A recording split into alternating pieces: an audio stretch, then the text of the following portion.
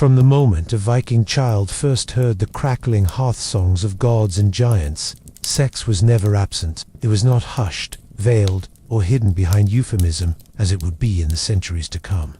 It was divine. It was dangerous.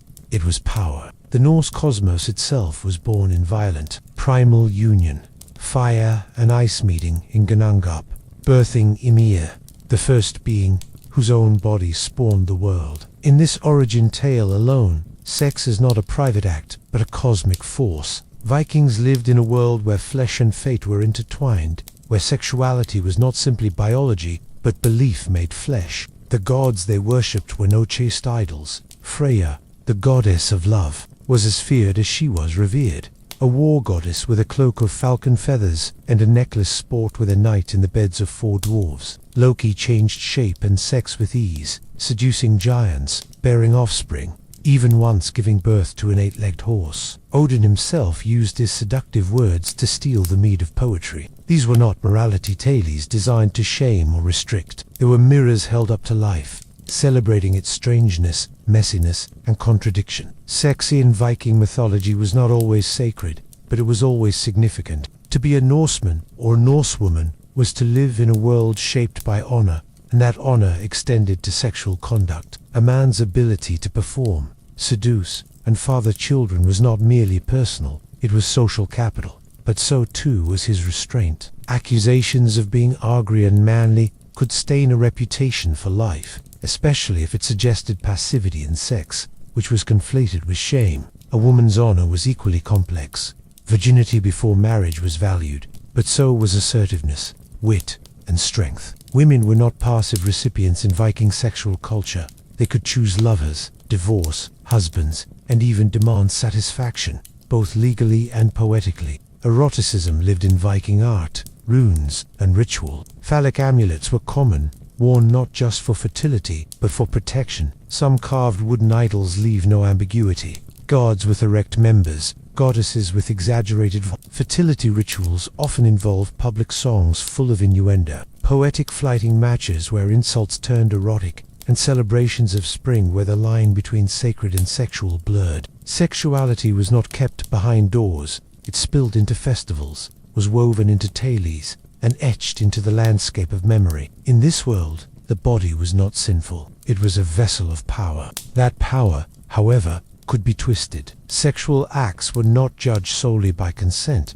but by their place in the social order. An affair that brought shame to a man could provoke blood vengeance. A woman accused of looseness might be shunned, but a clever scald could recast her as seductive and noble. Poetry was a battlefield of sexual reputation. The scalds, master poets of the North, composed vicious verses that accused rivals of cowardice, effeminacy, or perversion. These were not just insults, they were social weapons. In this, sex became language, and language became fate. Sex was also political. Marriages sealed alliances, but so did affairs. Power was measured not just in swords and silver, but in who lay with whom. Some slave women, thralls, could gain influence by bearing the children of their masters, while others were reduced to silence. The Viking world was not utopian. Sexual violence occurred, especially during raids. Yet the complexity of Norse sexual culture lies in its contradictions. A society that revered female gods, gave women legal rights,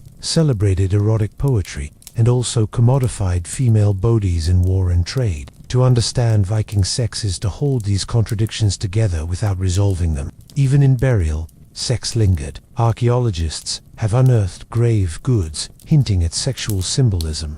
Staffs that may have been magical and phallic, amulets shaped like vulvas, and even beds in women's graves that speak to a sensual view of the afterlife. Some graves contain both men and women, not as spouses, but as part of ritual arrangements that suggest deeper meanings. Fertility, death, renewal. The line between life and afterlife, like the line between sex and the sacred, was thin. To die was to be reborn into another world, and perhaps to love again. Viking sexual belief wasn't a rule book, it was a worldview. It informed how they fought, prayed, married, sang, joked, and judged. It explained nature's rhythms and the chaos of human desire. Sex was not merely what Vikings did, it was part of how they explained the world. To lie with another person was to enter a mythic space, charged with danger, laughter, poetry, and power. In the Norse imagination, sex could make a man a king, a woman a sorceress, a god a shapeshifter, or a world begin anew. And so, before we step into Viking bedrooms, peek behind longhouse curtains, or decode ancient sagas filled with longing and lust, we must understand this. For the Vikings, sex began not in the bed, but in the stars, in the long, smoky hall of a Viking settlement, where stories were as thick as the scent of peat and salted fish. Children were not spared the world of adults. There were no prudish whispers, no hidden magazines, no sanitization of language. From a young age, Viking boys and girls were exposed to the rhythms of life and death, of sex and survival. The culture was not built to shield them, but to prepare them, and in doing so, they learned about sex the way they learned about everything else, through stories, through labor, and through watching the world unfold before them like a saga. The first teacher of sex in Viking childhood was the body itself. Boys learned the value of strength, of virility, of standing tall, not just in battle, but in bed. Girls were praised for their sharp minds and sturdy hips, their ability to manage households, speak well, and attract favorable marriages.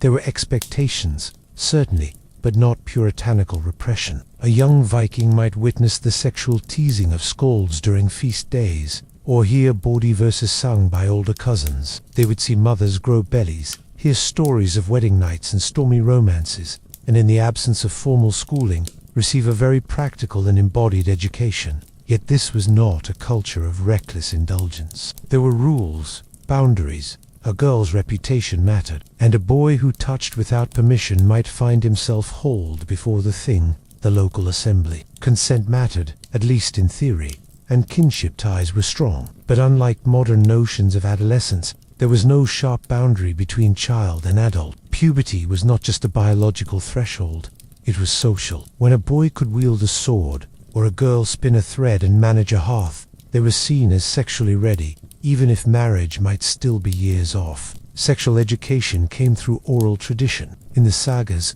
children would hear tales of gods who seduced and betrayed, of women who outwitted kings with their beauty and cunning, of warriors who wooed with poetry. These stories were not moralistic sermons. They were complex, layered, and often erotic. Take the tale of Van Helgi, a doomed love between a shield maiden and a warrior, filled with longing, foreboding, and magic. These were the fairy tales of the Viking world, where love was dangerous, and sex was both pleasure and peril. And there were more direct ways of learning. On feast days, especially during the festivals of spring and harvest, sexual play and flirtation were common. Boys and girls might exchange riddles with double meanings, or sneak off into the woods after too much mead. Older relatives might wink and laugh, and matchmaking was often a communal affair. While strict fathers existed, so did indulgent aunts, teasing brothers and grandmothers who knew every rule and how to bend it. The longhouse, with its close quarters, did not allow for secrets. Privacy was a luxury. Curiosity was a certainty.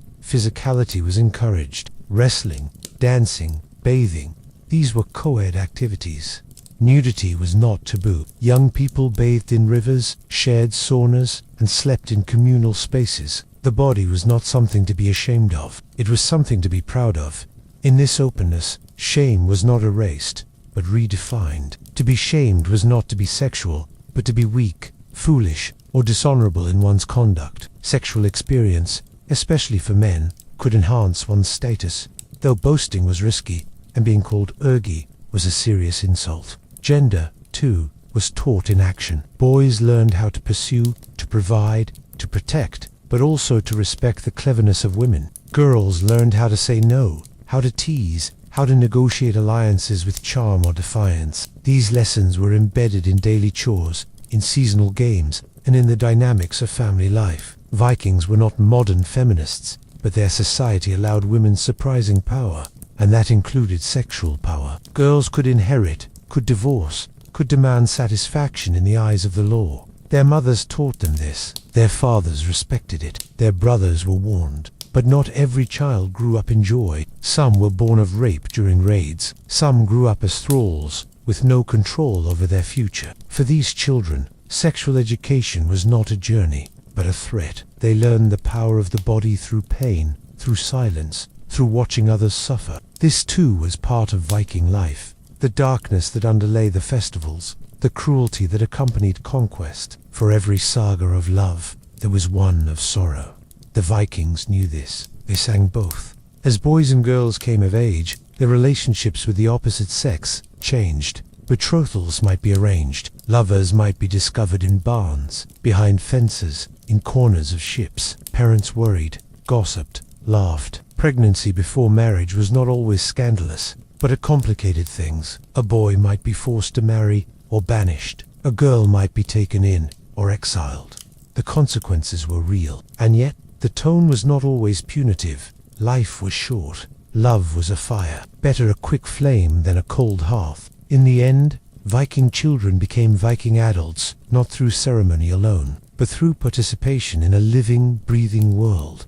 A world where sex was not hidden, it was sung, where knowledge was passed, not in silence, but in laughter, in verse, in the raised eyebrow of a grandmother who'd seen everything. In that world, to grow up was to learn the body, its pleasure, its danger, its place in the great story of the North. And when they finally stepped into the longhouse of adulthood, they would carry that knowledge like a blade, sharp, necessary, and always close to the heart. Beneath the wild romance of saga and myth, Viking sexuality had boundaries carved not just in tradition, but in law. These were not silent laws buried in dusty books. They were spoken aloud in open-air assemblies known as things, where disputes over land, honor, and bodies were settled with clarity and consequence. Viking legal codes reveal a culture deeply concerned with sex not merely as private indulgence, but as something that could wound, bind, shame, or empower. To lie with another person was not only an act of desire, it was an act of law. The Gregor's laws of medieval Iceland and the Gulathing and Frostathing laws of Norway describe sex in startlingly practical terms. These laws detail everything from compensation for rape, to the rights of married women, to the fines for seduction. And while justice was often shaped by status thrall or freeman, man or woman, the idea of accountability runs through it. Sex was not a free-for-all. It had rules. Break them, and you paid. Sometimes with silver, sometimes with blood. Rape was explicitly illegal in Viking society, and the punishment varied based on the circumstances. If a man forced a woman in the wilderness, far from help, it was a grave offense, often punishable by outlawry or execution. In towns or near witnesses, the woman's scream could become legal evidence if she did not cry out. Her silence could be used against her. It was a harsh system, often skewed by power, but it acknowledged rape as a violation of both the woman and her kin. Compensation, called, was paid not just to the victim but sometimes to her male relatives. The body was not only a vessel of pleasure, it was a vessel of honor. Adultery, too, was regulated. A married woman caught with another man brought shame to a household and legal risk to a lover. In some cases, a husband could kill his wife and her lover on the spot provided he caught them in the act and did so immediately. Delay meant guilt. Haste meant justice. But women were not without recourse. If a husband was cruel, impotent, or unfaithful himself, she could petition for divorce. The legal grounds were precise. A man who abandoned his wife for more than 3 years, who wore woman's clothing, or who beat her without cause, could be cast aside. Marriage itself was a legal contract. It required witnesses, dowries, and clear consent from both families. A man could not simply claim a woman by force and expect the union to stand. Without a proper bride price and household approval, the marriage had no standing. And once married, both partners were expected to fulfill their duties, including conjugal ones. A spouse who consistently refused sex without cause could be subject to ridicule, social pressure, and even legal action. Sex was a marital obligation as much as a personal desire. Sexual insults were another legal battleground. To call a man Rhaegar or accuse him of being penetrated in sex could lead to deadly feuds. These weren't just schoolyard slurs, they were existential threats.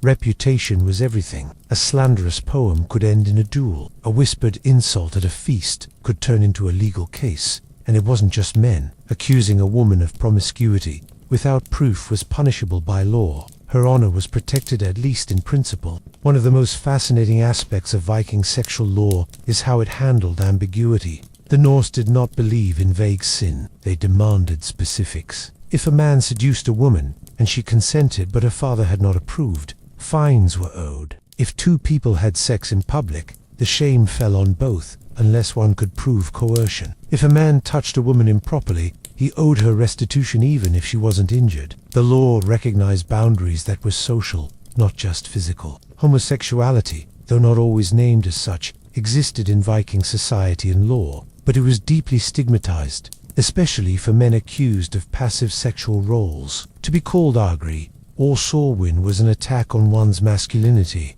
not necessarily one's orientation. Yet the sagas are filled with ambiguous relationships, affectionate male friendships, and moments that blur modern labels. What mattered was dominance, not desire. Women in same-sex relationships appear rarely in the legal texts, though some scholars argue that accusations of witchcraft and shape-shifting sometimes masked anxieties about non-normative female power. Slaves, or thralls, lived outside much of this legal framework. Their sexual availability was assumed, and their consent rarely mattered in court. A master could sleep with his slave without punishment, but if a free man seduced a female thrall without permission, he might owe her owner compensation. The law did not protect her owner's rights, and yet some thralls gained freedom and status through bearing children or marrying into the household. Law and love made strange bedfellows in the Viking Age. Despite its brutality, Viking law reveals a culture striving for balance.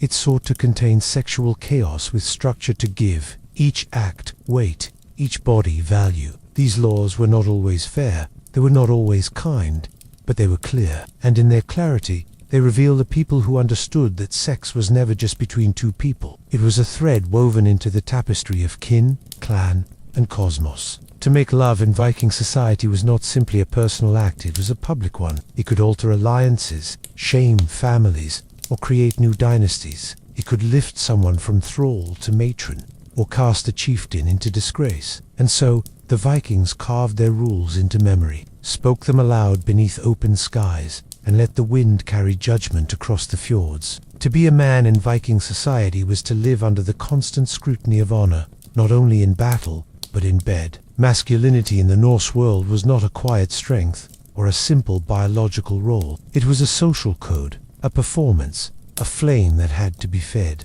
At the center of this was sex, not merely as pleasure or reproduction, but as proof of virility, proof of control, proof of power. And any crack in that image, real or rumored, could undo a man in the eyes of his peers. The Viking concept of honor was intimately tied to reputation, and sexual conduct was a cornerstone of that reputation. A respected man was expected to be sexually active, assertive, and dominant. But dominance was not just about action, it was about role. To be Rhaegor or Agri, words loaded with insult, was to be accused of sexual passivity, particularly in same-sex relations, but also in heterosexual dynamics. If a man was thought to be weak or submissive, the worst thing one man could say to another was not that he had slept with someone's wife, but that he had allowed himself to be used like a woman. This sexual code was policed not only through behavior but through language. Viking insults, the Artavan, were often sexual in nature. Skalds, the poets of the north, were masters of humiliation. A well-aimed verse could destroy a man's standing, painting him as effeminate, passive, or morally deviant. These poems were often performed publicly, a kind of verbal duel where reputation hung in the balance. Accusations of sexual shame weren't mere mockery, they were social violence, and they could lead to bloodshed. But the Viking ideal of masculinity was not purely aggressive. A man's honor also came from restraint, from keeping his urges in check, from knowing when to act and when to wait. A warrior who forced himself on a woman might face legal repercussions, but also social scorn. He was expected to be desirable, not desperate, and he had to understand the complex balance between dominance and dignity. The line between assertiveness and shame was thin, and it was constantly tested in feasts, in courtships, and in the heat of combat where boundaries blurred. Fathers played a critical role in shaping their sons' sexual identity. They passed on not just weapons and land,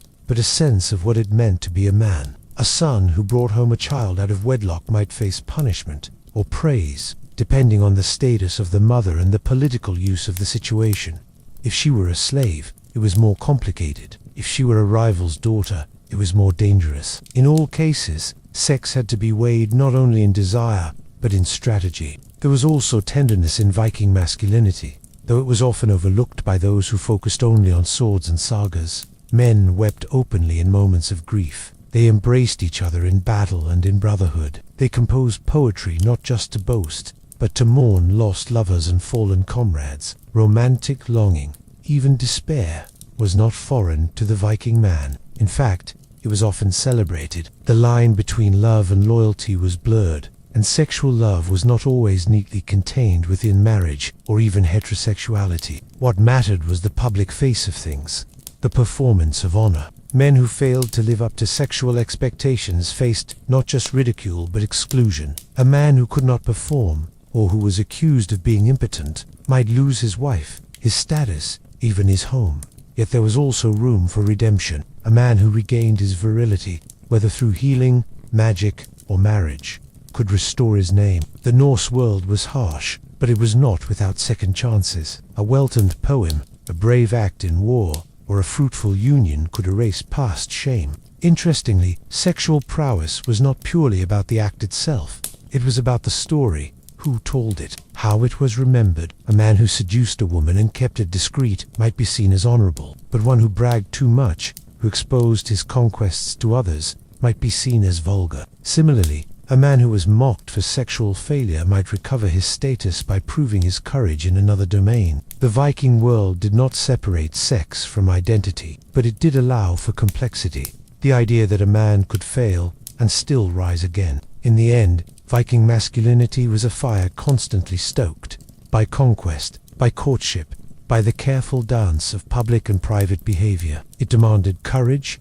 but also control. It demanded strength, but also silence. To be a man in the North was to be both lover and warrior, both restrained and bold, both feared and admired. And at the heart of it all was sex, not just as pleasure, but as proof. Proof that a man was what he claimed to be. Proof that his honor had weight. Proof that his name, when spoken in the hall, would not be followed by laughter. In the misty sagas and stone-carved histories of the Viking world, women are rarely silent figures. They speak with force, fight with fury, and love with complexity. And when it comes to sex, Viking women were not merely the subjects of desire, they were agents within it. Their bodies, while shaped by culture and law, were not wholly claimed by fathers or husbands. They could wield desire, manipulate marriage, refuse advances, and even, at times, command lovers with the same sharpness they brought to household politics and clan disputes. Sexual power, for Viking women, was neither taboo nor always hidden. It was wielded sometimes boldly, sometimes strategically, but seldom passively. Much of what we know about Viking women comes from the sagas, semi-historical, semi-literary works that walk the line between truth and epic. In these tales, women are never merely ornamental. They incite revenge, settle disputes, and seduce with both charm and wit. The legendary Durin Asfifastata, for instance, marries multiple times and manipulates her marriages to pursue both vengeance and survival. Her story is one of heartbreak, sexual politics, and cunning. Through characters like her, we glimpse a society where women understood the leverage their sexuality gave them and were not afraid to use it. Marriage was a central platform of female sexual power. While most marriages were arranged, often to secure alliances or wealth, a woman's consent mattered. She could object. She could influence the match. And if the marriage turned sour, she could leave. Divorce was legal and surprisingly accessible for Viking women. A wife could walk away from her husband by declaring her separation before witnesses and listing valid reasons. Beatings, neglect, or sexual dissatisfaction among them. This alone speaks to a culture that gave women more control over their sexual and emotional lives than many later societies would. But marriage was not the only arena of desire. Love, affairs, some whispered, some shouted, were common. Women might take lovers before or during marriage, and while public exposure brought risk, private trysts often went unpunished. Some sagas even celebrate the cleverness of women who managed multiple relationships, so long as their manipulations served family honor or personal justice. A woman who seduced with charm or cunning could be admired, if her actions were tactful and her goals justified. The line between scandal and success was narrow, but not impossible to walk. Sexual agency also existed in myth and ritual. Freya, the goddess of love and fertility, was revered not for chastity, but for passion. She wept tears of gold for her lost lover, and was accused of sleeping with gods, dwarves, and men. Yet she remained powerful, even terrifying. Her sexuality was sacred. Mortal women who invoked her might do so to protect fertility, to curse a rival, or to bless a marriage bed. In this way, the erotic was divine, and divine power, especially female divine power, was something to fear and revere. The legal codes of the time reflect this balance. Women were not children under the law. They could own land, inherit property, and bring lawsuits.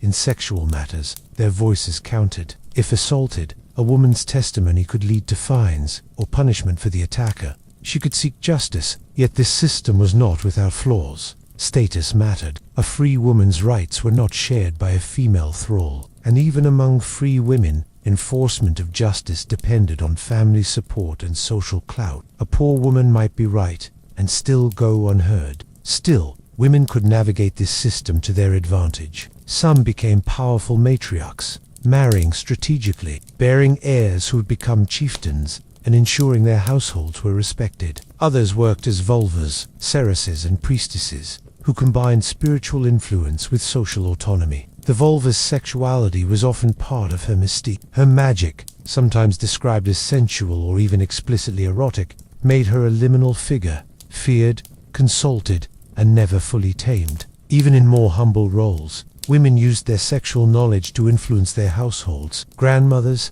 mothers, and aunts passed down not only the skills of cooking and weaving, but the unspoken rules of attraction, discretion, and pleasure. Young girls were taught how to signal interest, how to reject a suitor without dishonor, how to avoid unwanted pregnancy or secure advantageous unions. These were not always formal lessons. They were lived ones, taught in the rhythm of daily life and whispered behind curtain walls. Of course, this agency did not shield Viking women from danger. Sexual violence occurred, especially in times of war and raiding. The thrall class, which included many women, was especially vulnerable, and even free women faced the threat of coercion, forced marriage, or public shaming. Yet, within these constraints, many women carved space for freedom. They made choices. They challenged norms. They found ways to express desire, to enjoy pleasure, and to protect their bodies when they could. In Viking society, the shield maiden, that semi-mythical figure, stood as a symbol of female strength. She wielded weapons, but she also wielded choice. She refused the role of passive bride. She kissed whom she pleased. She fought beside men, whether real or romanticized. She embodied something true, that Viking women were not silent in the hall or submissive in the bed. They had voices, they had desires, and they had ways to make those desires known. In the tapestry of Viking sexuality, women were not merely threads, they were weavers. They shaped the story just as much as the men, sometimes gently, sometimes with fury, but always with agency. And when we remember them, we must remember not only the men who claimed them, but the women who claimed themselves. In a world shaped by stone, steel, and storm, Viking love might seem like an afterthought, a soft word in a hard age. But the Norse heart beat strong, and love, like war, had its own rules, risks, and rituals. Marriage in Viking society was not just a personal vow between two people. It was a social pact, a legal arrangement, and a sacred act. And at the center of it, always, was sex. As a duty, a bond, a source of joy, and sometimes a battlefield in itself. Courtship among the Vikings was rarely simple. For families of means, marriage was arranged with precision. Fathers, and often mothers, sought suitable machers for their children based on land, alliances, and bloodlines. A bride was not chosen in secret, but proposed through formal channels. The groom's family offered a munda, a bride price paid to the bride's family as recognition of her value and a pledge of serious intent. In return, the bride brought a hymen filgia, a dowry that would become part of the new household. Together, these exchanges formed a legal bedrock for the union, but behind the silver and cattle, hearts often beat faster. Young Vikings, especially those of lower status, did not always wait for parental blessing. Folk stories tell of secret meetings in barns, love-struck glances across longhouses, and whispered promises beneath moonlit trees. Lust and affection were common, and while fornication before marriage might incur a fine if discovered, it was also seen as natural. In many cases, pregnancies forced the issue, a rushed betrothal, a quietly arranged marriage, or, in harsher circumstances, social disgrace. But the line between scandal and saga was thin, and the old people whispered, always, of couples who defied the odds. The wedding itself was a sacred event, often held during the warm months and lasting several days. It was not just about the couplet, it was about the clans. Feasting, drinking, boasting, and gift-giving bound families together. Rituals played a key role. The bride's hair was unbraided by a female relative to mark her passage into womanhood. The groom might symbolically break a weapon or cut his palm to show he would bleed for his household. Gods were invoked: Thor for strength, Freya for fertility, and sometimes Njord for peaceful union. Sex was not hidden in these rituals, it was honored. The consummation of the marriage was often witnessed,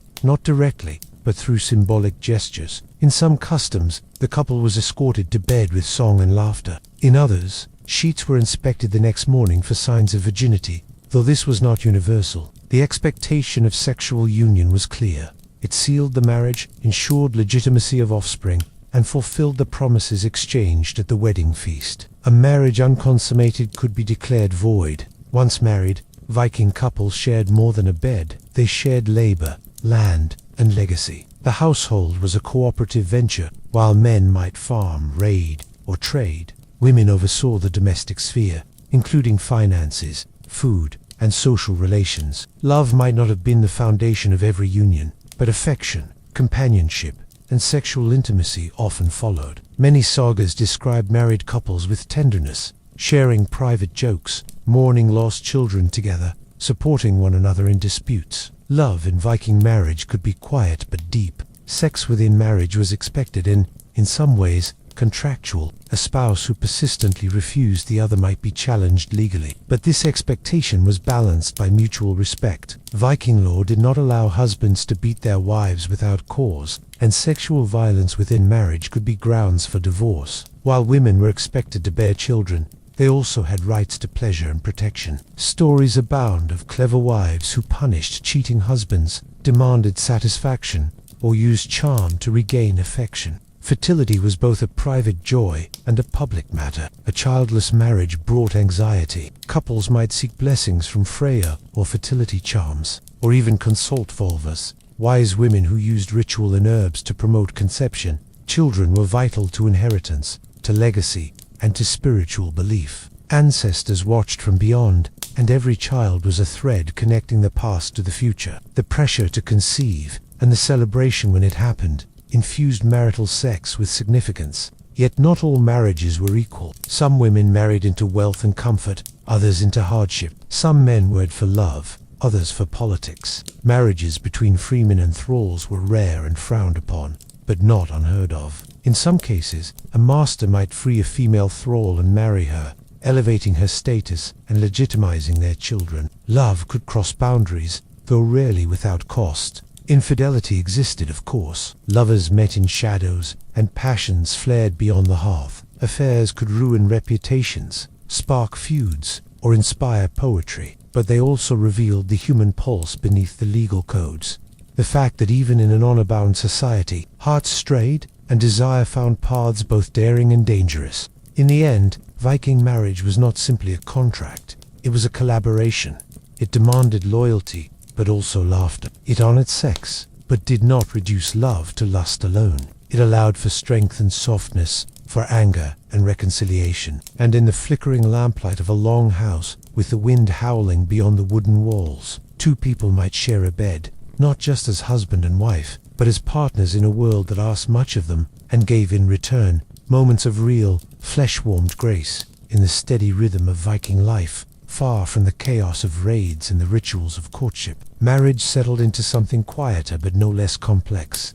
The daily intimacy of two people bound by oaths, land, and shared survival. Behind the carved wooden doors of longhouses, amidst the clatter of looms and the scent of fish and ash, Viking couples lived lives threaded with duty, tenderness, and sexual expectation. Marriage was not just a civic arrangement, it was a working relationship, and in that labor, sex was both a tool and a language. The marriage bed, sometimes literally a raised platform enclosed by curtains or a carved wooden frame, was not simply a place of rest. It was a space of significance. It was where alliances were sealed, children were made, and private tensions either flared or softened. In households where multiple generations lived under the same roof, privacy was a luxury, and yet couples found ways to carve out intimate moments through whispered conversation, through shared tasks, through the quiet language of glances and touch. Sexual intimacy was not constant, but it was central,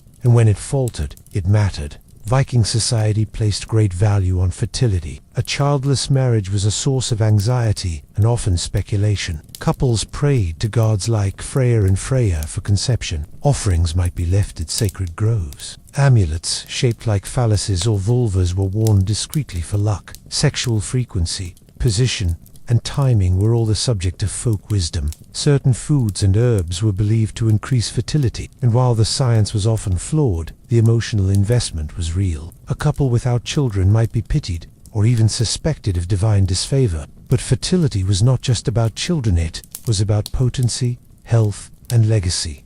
A man's virility was tied to his honor. A woman's ability to conceive affirmed her power as wife and mother. Yet this expectation could also create pressure. If a couple failed to conceive, blame might fall unequally. A man might accuse his wife of barrenness. A woman might suspect her husband's weakness. In some cases, couples quietly separated and remarried in search of better fortune. In others, they stayed together and found fulfillment in other ways, adopting kin, raising foster children, or throwing themselves into trade and farm work. Domestic sex, like other forms of Viking labor, had its rhythms. It was expected, but not endlessly demanded. A hard-working couple might fall into bed exhausted, or find pleasure in midday breaks when the children were in the fields. Sex was not hidden from the world, it was acknowledged, even joked about, in poems and songs. But it was also respected. A woman who refused her husband consistently without cause risked legal scrutiny. But so too did a man who ignored or mistreated his wife. Viking law acknowledged that mutual satisfaction was part of a stable household. Affection did not need to be loud. In the sagas, long-married couples are rarely romanticized with flowery language, but the signs of deep care are there.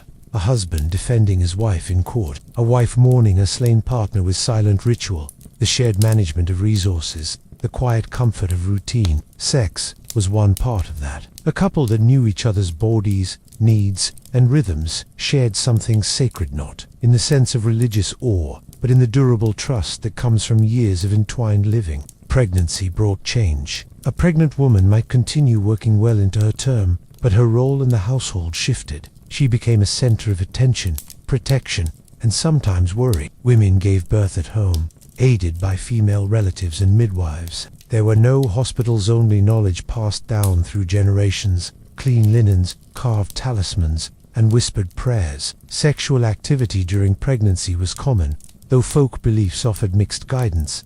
Some said it helped ease labor, others warned of harming the child. After birth, a period of sexual rest was observed, though the length varied. The couple might abstain for weeks or months, depending on health, local custom, or personal feeling. Sex also had a spiritual role in married life. To make love was to affirm the bond, to renew trust, to remind each other of shared mortality and shared hope. It was a moment when status fell away, when labor paused, and when two people, often weather-worn and scarred by life, could rediscover the joy of flesh and breath. For some couples, that joy was frequent and playful. For others, it was quiet and occasional. But in either case, it was theirs. Infidelity in marriage, when it occurred, carried risk. A man who took a lover might be forgiven if he was discreet and his wife tolerant. A woman who strayed could face harsher judgment, especially if the affair produced a child. Yet there are stories of reconciliation, of spouses who forgave, of households that adjusted and carried on. Viking society, though structured and often patriarchal, was not devoid of flexibility. Couples who worked together well sexually and otherwise were praised. Their success reflected not just on themselves, but on their families and descendants. Ultimately, the sexual life of a married Viking couple was not separate from their survival. It was part of the daily grain they ground, the wool they spun, the fields they seeded. It was laughter after ale, comfort in grief, and pleasure when the world allowed it. It was sometimes passionate, sometimes perfunctory, often tender, occasionally tense, but always it was real, a living thread in the fabric of the North. where love had many shapes, and sex was not just an act, but an anchor. Marriage in the Viking world was a solemn contract, surrounded by law, ritual, and the interests of entire clans. But human desire rarely conforms to structure. Beneath the formal arrangements of dowries and oaths, the Viking heart sometimes strayed. Affairs, both whispered and discovered, were a part of life. While the law could punish adultery, the sagas reveal that passion had its own momentum, its own logic, and when vows were broken, the consequences could range from quiet heartbreak to blood-stained vengeance. For Viking men, extramarital affairs were not unheard of, and not always scandalous. A man who took a lover, especially if she were a thrall or of lower status, might be frowned upon, but not necessarily condemned. His reputation remained intact, as long as he maintained discretion and did not threaten the honor of another man's household. But if he seduced a free woman, particularly one who was married or betrothed, the stakes rose sharply. That was not simply lust, it was an insult, a provocation. In a culture obsessed with honor, such a violation could not be ignored. The law codes treated adultery with a stark hierarchy. A man who was caught sleeping with another man's wife could be fined or even killed. If caught in the act, the husband was often legally protected in executing revenge on the spot. Viking law called this the bed thrall exception, granting the wronged spouse a narrow window of deadly permission. But if the act was discovered later, punishment required more restraint. Public accusations, witnesses, and fines. The damage done was not just to the marriage, it was to the husband standing in the community. Yet women, too, strayed, and though the risks were greater, their reasons were often deeper. Some women were forced into political marriages that left them cold. Others lived in isolated farms while their husbands voyaged or raided for months at a time. The sagas are filled with stories of women who fell in love with foster brothers, household guests, or even their husbands' enemies. These were not always cautionary tales. Sometimes they were tragedies. Sometimes they were told with sympathy, even admiration. The line between sin and saga blurred when love was involved. Adultery by women, however, came with harsher consequences. A wife who was unfaithful could be divorced instantly. If her affair was public, she could be beaten, exiled, or shamed before the community. Yet the law allowed for nuance. If a woman could prove that her husband was cruel, neglectful, or already adulterous himself, her actions might be viewed more leniently, and sometimes affairs were quietly tolerated, especially if the wife remained discreet and the lover caused no political trouble. Jealousy was a real force in Viking households, and not only among women. Men who suspected their wives of infidelity might seek vengeance, not just on the lover, but on the wife herself. Poisonings, duels, even house burnings feature in the sagas as responses to sexual betrayal. These violent outcomes were not inevitable, but they were possible, and they served as warnings in both oral tradition and legal practice. A marriage might be a contract, but when that bond cracked, the rupture could echo through entire communities. Affairs were not always acts of rebellion. Sometimes they were acts of love. The story of Gunnlaug and Helga in the saga of Gunnlaug's Serpent captures the heartbreak of love divided by duty. Helga's married off to another man while still in love with Gunnlaug, and the quiet tragedy of their separation lingers through the saga. Though not an affair in the physical sense, it reflects the emotional adultery that so often went unspoken. The longing for what might have been, the quiet ache beneath marital civility. In some tales, affairs were used as weapons. A woman might seduce her husband's enemy to gain information or influence. A man might pursue a rival's wife to humiliate him. These sexual strategies were dangerous but effective. In a world where marriage was politics, sex became diplomacy, sabotage, or revenge, but they were also risky. One misstep could trigger feuds, duels, or decades of bloodshed. Interestingly, the afterlife of adultery in Viking thought was not always grim. The gods themselves broke vows. Freya, goddess of love, had many lovers, divine and mortal. Loki, the trickster, seduced indiscriminately and often. These divine affairs were not always condemned. They were part of the messy, passionate, unpredictable world the gods mirrored. Mortals were expected to aim higher, but the stories gave them space to recognize the complexity of desire. In real life, forgiveness sometimes followed betrayal. A couple might reconcile after an affair, especially if children were involved. Public amends could be made through feasting, reparations, or public declarations. In some households, especially among the powerful, discretion was more valuable than justice. Reputation could be preserved through silence, even if the trust was never fully repaired. Ultimately, Viking affairs revealed the human heart beneath the iron codes of Norse honor. They remind us that love, lust, loneliness, and longing were as alive 1,000 years ago as they are today. The Vikings lived in a world of rigid boundaries, but also of passion that spilled over them. Affairs were not common, but they were known. They were not encouraged, but they were understood. And in their telling, we find not just scandal,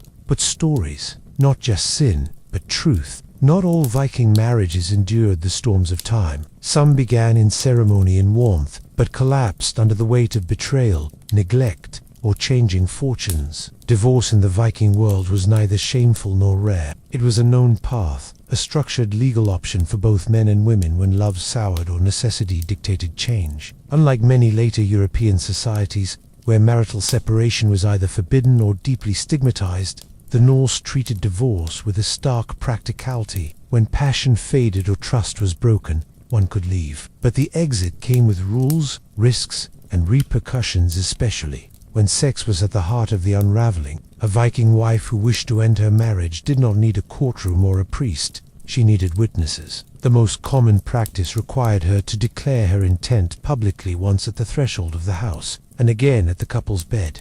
In doing so, she severed the bond, citing her reasons clearly. The reasons allowed by law varied across regions, but common grounds included physical abuse, sexual neglect, infidelity, cowardice in battle, or even simply abandonment. If a husband had been gone for 3 years without word or support, a woman could legally remarry, but if he returned and contested it, matters grew complicated. Men could also initiate divorce, often with fewer social repercussions. A husband could dismiss his wife for unfaithfulness, infertility, or poor household management, but he too had to follow formal procedures and ensure the wife's dowry was returned, along with any children if custody was awarded.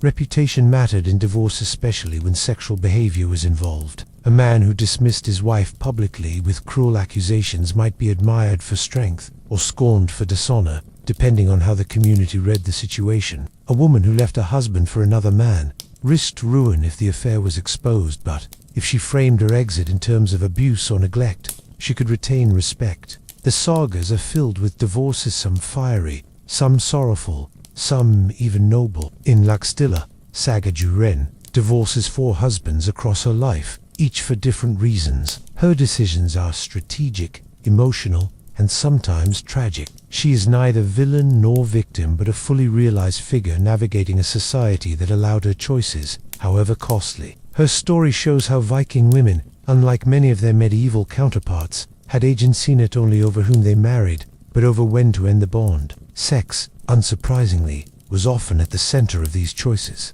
A husband who could not satisfy his wife physically or who spent more time on raids than at home might find himself replaced. Conversely, a wife who withheld intimacy, was rumored to be barren, or took secret lovers might be cast out or even killed if her betrayal sparked blood feud. But sex was not only grounds for ending marriage, it was sometimes what held it together. A couple whose alliance had frayed might find reconciliation through renewed physical connection, especially if kin and community encouraged peace. Property division was another crucial element of divorce. Viking households shared wealth and land, and separation required accounting. Dowries were returned, sometimes with interest. Children could be split between households, especially if each parent could support them independently. In cases of high-ranking families, divorce might become a political event, requiring negotiation among allies and rival clans. And here again, sexual reputation played a role. A woman accused of adultery might lose her claim to property or custody. A man who beat his wife or fathered bastards might face pressure to settle generously or even leave the region. Divorce was rarely a clean break. In smaller settlements and isolated valleys, ex-spouses still encountered each other at markets, feasts, and communal rituals. New marriages might overlap with old alliances. A divorced woman who quickly remarried could provoke gossip. A man who abandoned multiple wives might struggle to find another. Social memory was long, and the tales of failed marriages often turned into moral parables or songs. Yet for every story of scandal, there was another of resilience, of couples who parted ways and found new love, of households reorganized without collapse, of children raised in blended families. In the spiritual sphere, divorce had few consequences. Viking cosmology did not impose eternal damnation on the divorced. Gods like Freya, who herself moved through various lovers and roles, offered no divine condemnation. Ancestors might whisper, but the dead were less judgmental than many medieval clerics would later become. To the Norse, what mattered was balance, honor, fairness, dignity. If those were preserved, divorce could be accepted as necessary, even wise. There were, however, edge cases, stories of jealousy turned violent, of discarded lovers cursing their exes through magic, of broken oaths leading to death. These tales, dark and unforgettable, reminded Viking communities that while divorce was legal, it was not without emotional and spiritual consequence. Love, once broken, could curdle into obsession, and in a world where the blade was never far, passion could quickly turn to blood. Yet overall, Viking society treated marital failure with a kind of unsentimental grace. People changed, circumstances shifted, and when marriages no longer served the needs of the people in them, they could be ended. The Norse knew that desire did not always endure, but they also believed in new beginnings. In the sagas, as in life, those who left unhappy unions often found new paths, sometimes through marriage, sometimes through solitude, but always through action. And so, when Viking love went sour, it did not rot in silence. It was spoken, sung, witnessed. It ended at thresholds and bedsides, in courts and kitchens, and from its ashes, something new was always waiting, whether redemption, revenge, or simply the quiet relief of freedom. For all their boldness and erotic openness, the Vikings were not without limits. In the sagas, as in life, there were love stories that caused uneasy whispers that turned to scandal, acts that provoked not just gossip, but legal response, or even divine fear. The boundaries of desire, though broader than in many later Christian societies, were firmly drawn. Some relationships were not merely frowned upon, they were forbidden. These included incest, relations with certain classes of slaves, and sexual behaviors that violated sacred norms. The Norse might sing of passion, but they also knew where it should not lead. Incest, while sensationalized in myth and poetry, was clearly taboo in practice. The gods themselves may have defied these rules. Frey and Freya, siblings and lovers in some myths, were divine exceptions. But among mortals, such unions were met with horror. The Icelandic Grógar's laws prohibited sexual relations between close kin, typically within the third degree of relation. Siblings, parents and children, aunts and nephews, uncles and nieces. These unions were condemned, both socially and legally. The punishment varied by region, but it could include fines, exile, or, in extreme cases, execution. Yet incest did appear in the sagas, sometimes as a narrative of tragedy rather than crime. In Valsunga's saga, the tale of Sigmund and Signy, brother and sister, who conceive a child for the sake of vengeance, shocks the modern reader. But within the saga, it is framed as a necessary evil, a tool of fate. The child born of their union, Sinfitli, is portrayed not as cursed, but as heroic. Such stories do not endorse incest, but use it to explore moral complexity and fatalism. In everyday Viking life, however, such unions would have brought ruin. Relations with slaves posed another moral and legal frontier. Thralls, who made up a substantial part of Norse society, were often used for labor and for sex. A male slave had little recourse if his mistress demanded intimacy, but it was more often the female thrall who bore the burden of sexual exploitation.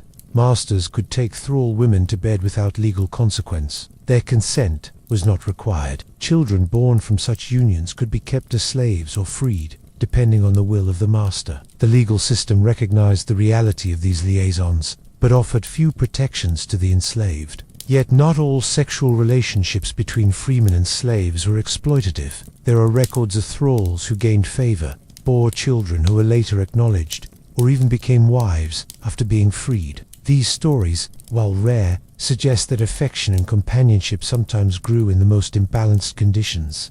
But the power dynamics were impossible to ignore. A slave could not say no, not in any way that the law would uphold. And that lack of consent marks a dark shadow on the otherwise pragmatic Norse sexual code. The stigma of bestiality was perhaps the most severe of all taboos. Legal texts such as the Norwegian Frostothing law listed among the gravest offenses punishable by death exile, or confiscation of property. Though actual cases are rare in surviving records, the inclusion of such laws reveals deep anxiety about the violation of nature's order. The same legal and mythic framework that embraced erotic play, fertility rituals, and gender transformation drew a hard line.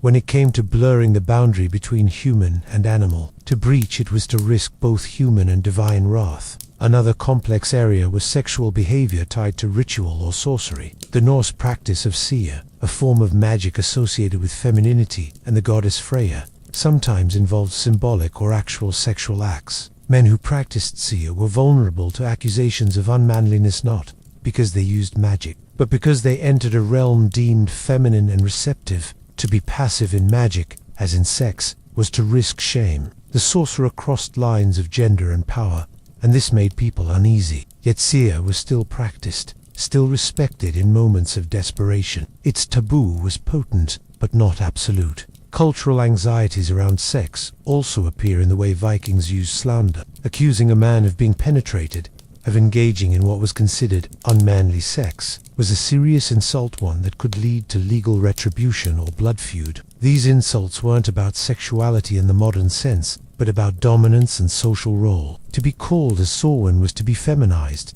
disgraced, rendered socially vulnerable. The boundaries of acceptable sex, then, were not just about who, but how, and the act itself could become political. Age, too, shaped sexual boundaries. Girls were typically married in their teens, but sex with a child who was not of age, defined variously in different regions, was grounds for punishment. While Viking law did not lay out modern age of consent standards, there was clear recognition of stages of development, and protection of children from sexual exploitation was embedded in both legal texts and communal judgment. A man who forced himself on a young girl, especially without the sanction of her family, risked fines, exile, or worse. Despite their reputation for raw, unfiltered living, the Vikings had clear lines when it came to sex. These taboos were not arbitrary, protecting kinship ties and maintaining the dignity of individuals and households.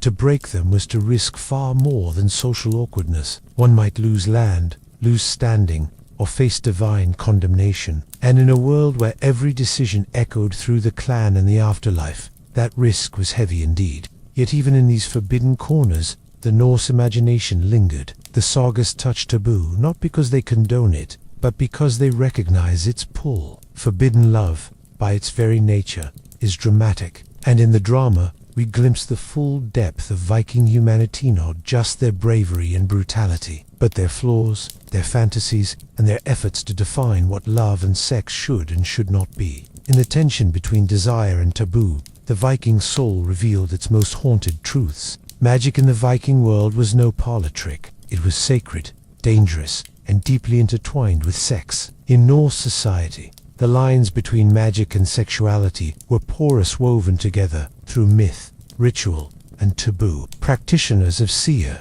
the Norse form of shamanic sorcery, operated in a liminal space, feared, respected, and often whispered about with equal parts awe and suspicion. Their power was not merely spoken, it was felt, and it often had a sexual charge that shaped both the practice and the way others perceived them.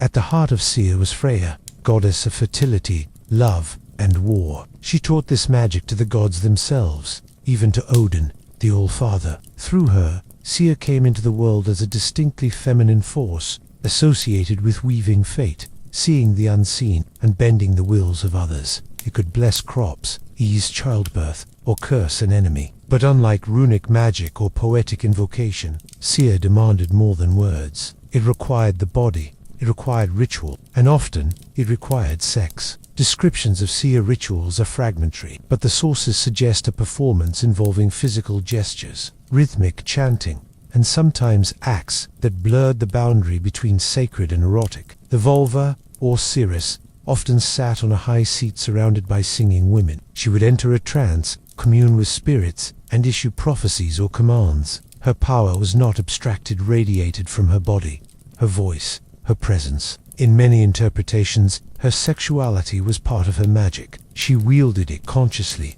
as a tool of transformation. Some rituals may have involved symbolic or literal sex, especially those meant to influence fertility, healed sexual dysfunction, or resolved disputes between lovers. The idea was not but to align the cosmic forces of creation, mirroring the union of gods and elements that birthed the world. Just as fire and ice formed life in Ginnungagap, so too might flesh and breath bring forth power when united ritually. These rites were rare, carefully guarded, and deeply taboo to outsiders. Men who practiced Sia faced suspicion, while Odin himself was said to have mastered it. The act of doing so stained even his reputation. Why? Because Sia required a kind of receptive posture spiritually, socially, and perhaps sexually that Norse culture associated with femininity. To engage in such vulnerability was to risk being labeled ergi, a word loaded with connotations of unmanliness, shame, and sexual passivity. Even for a god, this insult lingered. For a mortal man,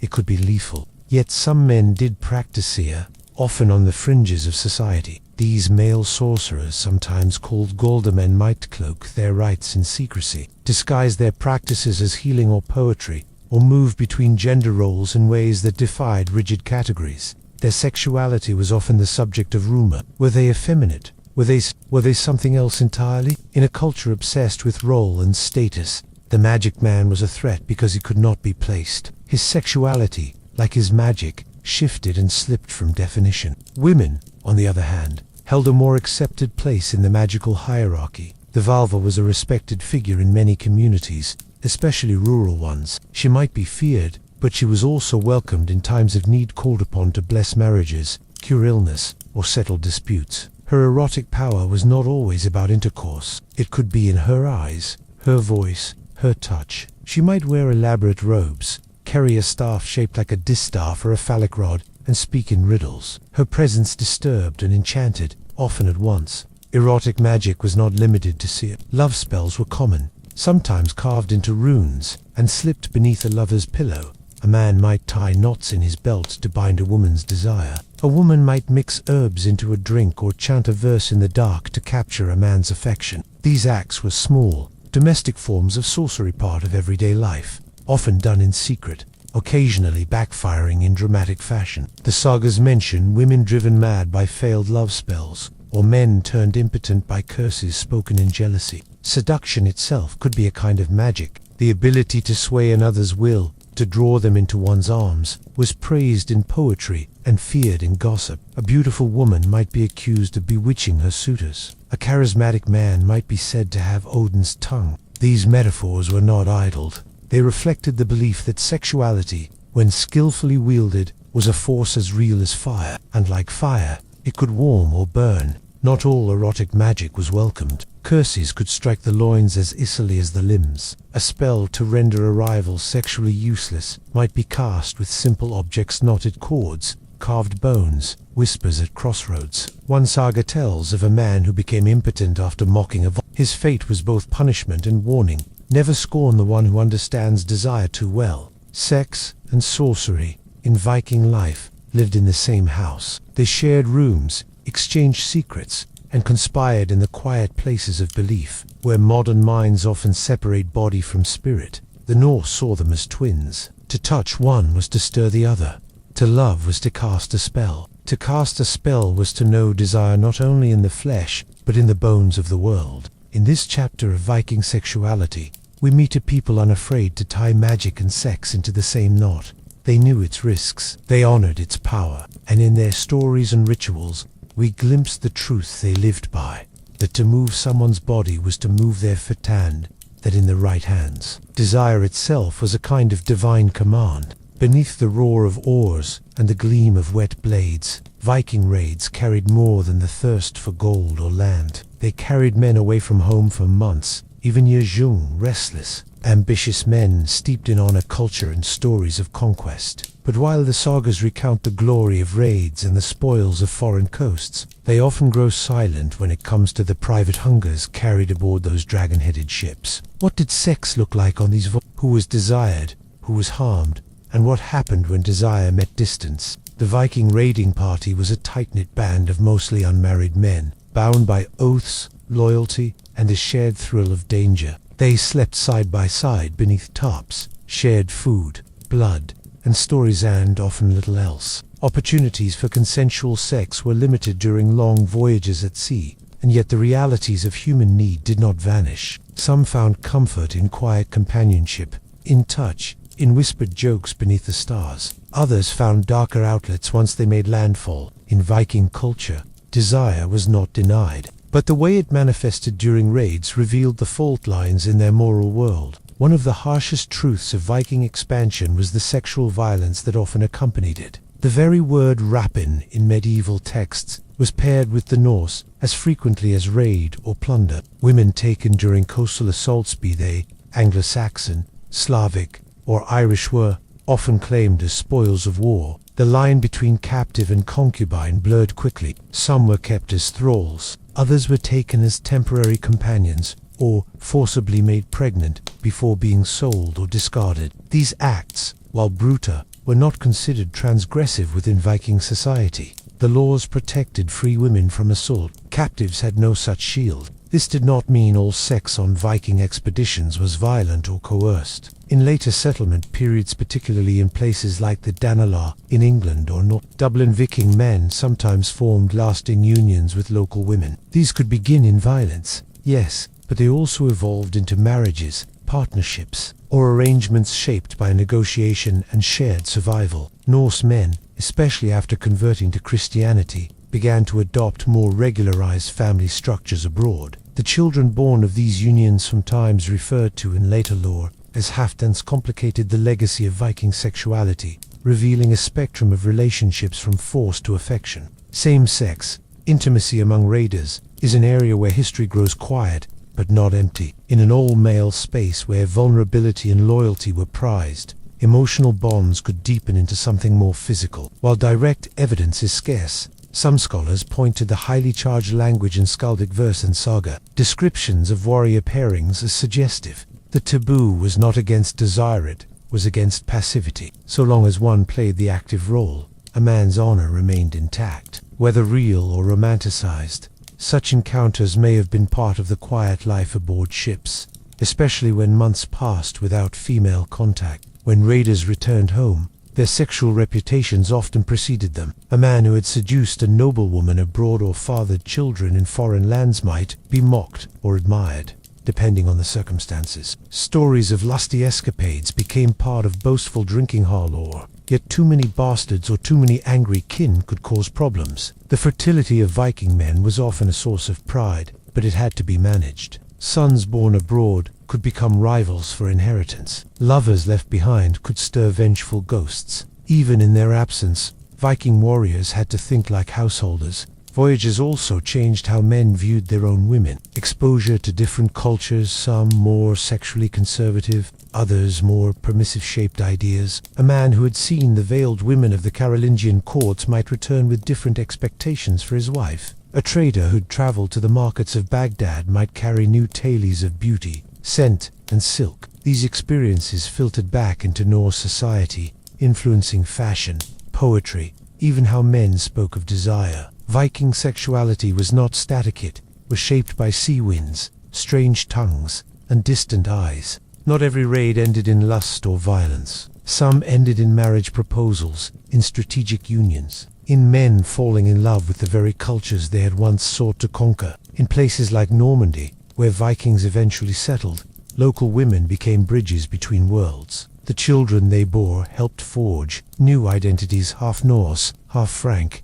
fully both. These unions were not footnotes to conquest, they were its heart. Even the gods acknowledged the storm of desire that lived within warriors. Odin, the master of war, was also a shapeshifter, a seducer, a weaver of fates that tangled flesh and spirit. Frey, god of fertility, was honored by warriors before battle. Love and death, pleasure and danger, these were not opposites in Norse belief, they were siblings. To raid was to risk life. To love while raiding was to remind oneself of life's sweetness, even amid blood and fire. So what happened on those long Hunger happened, sometimes beautiful, sometimes brutal. Human beings, far from home, reached for touch in all its forms. They wounded, they bonded, they boasted, they regretted. And when the ships returned, sun-bleached and swollen with stories, they brought back not just gold and glory, but the echoes of 1,000 secret encounters, some told. some hidden, all part of what it meant to live and lust beneath the dragon sails.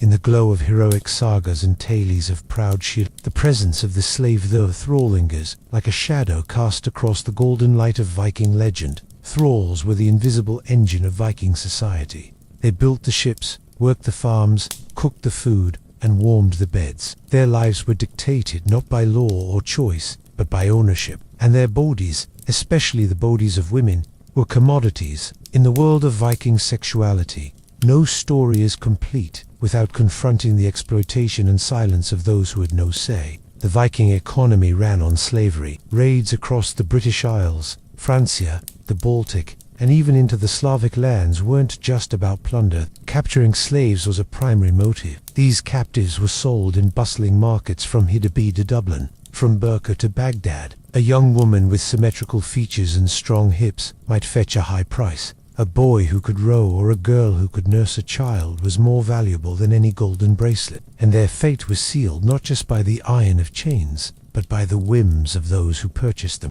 Sexual access to female thralls was assumed. Viking men could sleep with their female slaves without legal consequence. Consent, as we understand it, did not exist in these relationships. While the law protected the rights of free women against rape and forced marriage, no such laws existed for thralls. Their owners could command them to lie down, bear children, serve mistresses, and be passed from household to household like furniture. If a slave resisted, the punishment was not legal. Redress it was beatings, punishment, or death. Yet within this brutal reality, complexities emerged. Some female thralls bore children with their masters who were later acknowledged, sometimes even freed. A woman who mothered a free man's child might gain status, comfort, even limited influence within the household. Her position remained precarious, but she was no longer entirely invisible. Some sagas include characters who were born of such unions, and though they often faced stigma, they could rise in status if they proved themselves clever, loyal,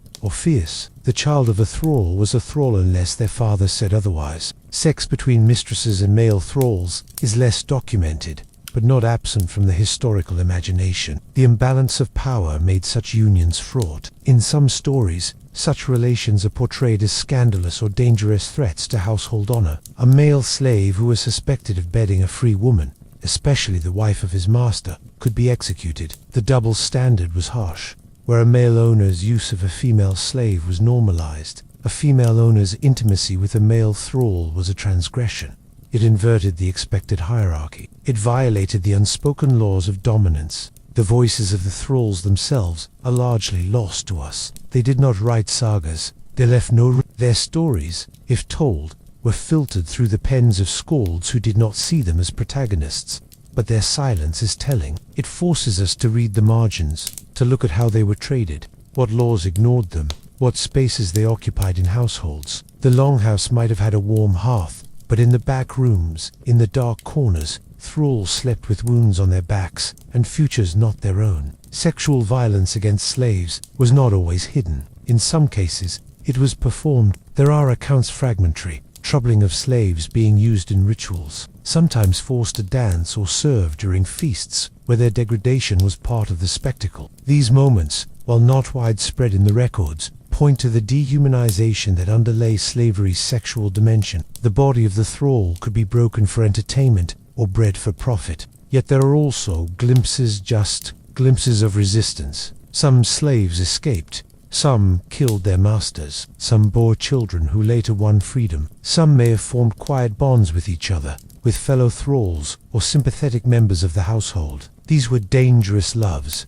whispered in corners, carried out in brief touches or smuggled words. For many thralls, especially women, love and sex were shaped entirely by risk. The role of Christianity in altering these dynamics is worth noting. As the Norse converted, Christian norms around marriage, chastity, and the humanity of the enslaved began to shift legal and cultural attitudes slowly, unevenly, but noticeably. Church leaders denounced sexual exploitation of slaves, at least in principle. Baptized thralls gained some legal protections, and slave marriages began to be recognized in certain contexts. But these changes were slow and incomplete. In the Viking Age proper, slavery remained a grim foundation beneath the society's more glamorous stones. To speak of Viking sexuality without speaking of the thralls is to tell a lie of omission. It is to celebrate strength while ignoring its victims. Viking love was not always mutual. Viking passion was not always heroic. The same culture that gave us Freya and poetic seduction also gave us marketplaces where women were weighed and sold.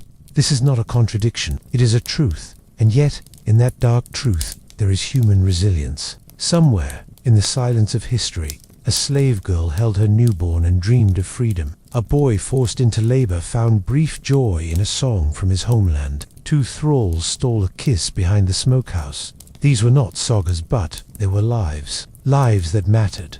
Bodies that mattered, even when the world around them said otherwise.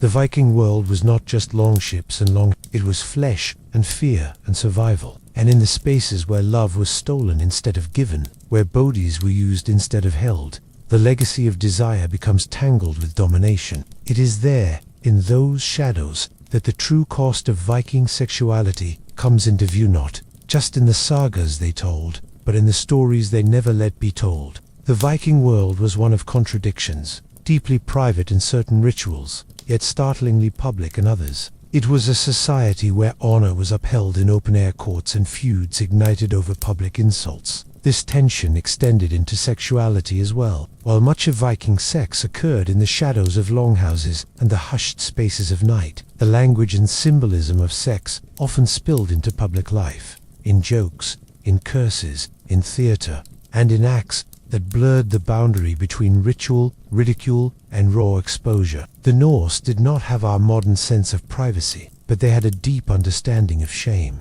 and they knew precisely how to use sex to create or destroy it. Nudity in Viking culture was not automatically shameful. Bathing was often communal. Rivers, hot springs, and saunas served as spaces where bodies were seen and not necessarily seen. Women and men could be naked without scandal, though discretion varied by context.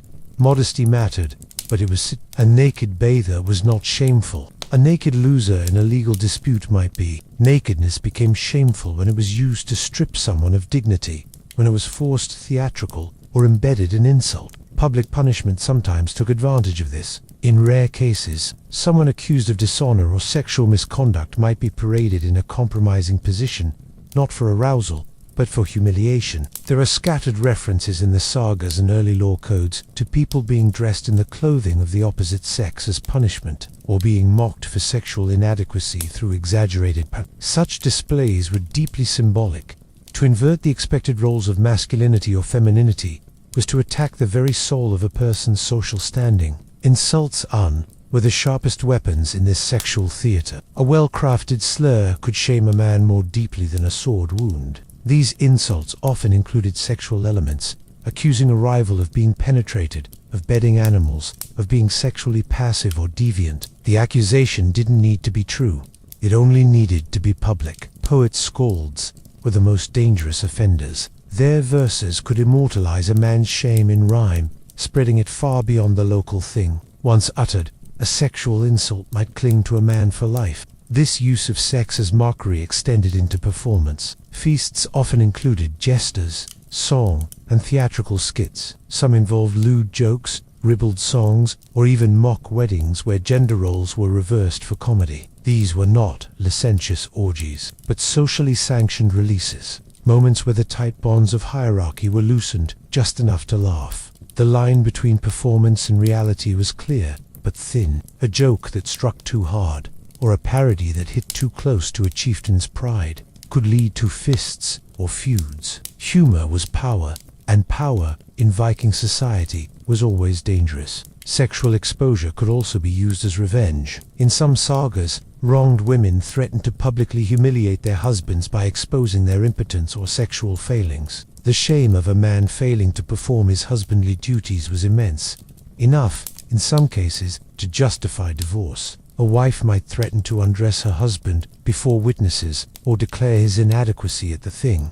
Such threats weren't just personal, they were political. To be mocked sexually was to lose standing among one's peers. It was a form of symbolic castration, a social undoing. Yet not all public sexuality was shameful. Some rituals may have included erotic elements that were celebratory. Fertility festivals, especially in spring, were often songs filled with innuendo were sung without offense. Phallic statues and vulva-shaped amulets were displayed openly. These symbols were not dirty, they were divine. A carved penis on a doorway was not a joke, but a ward against misfortune. A statue of Freya with an erect member was not pornography. It was power, blessing, virility. In these moments, sexuality was not hidden. It was displayed with pride. There's even evidence that sex, or the simulation of it, was used in ritual drama. Certain fertility rites may have involved symbolic coupling, not between individuals, but between personified forces, the earth and sky, the sun and soil. Participants might act out these unions in costumed plays, dance, or song. These acts weren't erotic in the modern sense, but they were physical, suggestive, and public. The goal wasn't pleasure, but abundance. The crops needed coaxing, the gods needed reminding, and sex, or at least its image, was the most powerful language available. Still, when sex left the sphere of ritual or joke and entered the realm of personal insult, the tone shifted. A woman publicly accused of promiscuity might find herself a man mocked for being like a woman in bed might never recover. These weren't private wounds, they were public brands, and the Viking world, with its intense concern for honor, took such accusations seriously. A duel might follow, blood might be spilled, and the insult, true or not, might echo across generations in sagas and songs. In this way, sex in the Viking world was not merely an act of intimacy. It was a language, one spoken through gestures, performances, insults, and symbols. It could heal or harm, bless or break, depending on who spoke it and how. The Vikings lived in a culture that accepted the body, but feared dishonor. They laughed at bawdy jokes, but trembled before public shame. They carved lovers into stone, yet bled over rhymed curses. Theirs was a society that saw sexuality as sacred and dangerous, private and public, joyful and cruel. It danced on the edge of ritual and ridicule.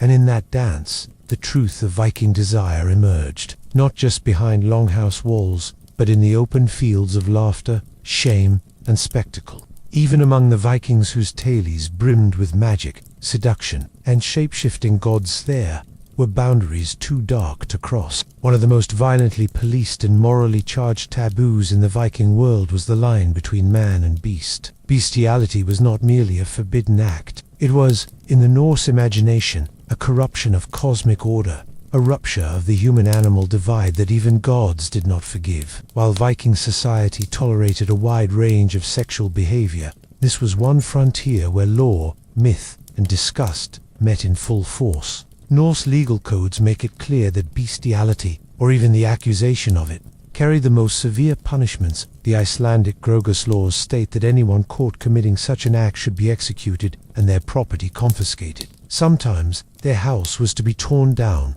burned, or buried. The intent was not only to punish the offender, but to erase the stain of the act from the community entirely. This wasn't justice. To break the boundary between human and animal was not just immoral, it was infectious. There are a few specific cases recorded, but their absence speaks as much to silence as to rarity. Like other intensely shamed behaviors, incest, sexual passivity in men, sorcery, bestiality was spoken of obliquely, often through rumor or insult. In the sagas, it is not described so much as implied. A slanderous whisper at a feast, a curse hurled in a legal dispute, a verse muttered by a rival skald. The accusation alone was devastating. Whether true or false, it could destroy a man's name forever. Why such horror? Partly, it stemmed from the centrality of livestock in Norse life. Animals were not just food, they were wealth, companions, and offerings to the gods. A cow or goat was property, yes, but also sacred. To violate that creature sexually was to pollute the economy,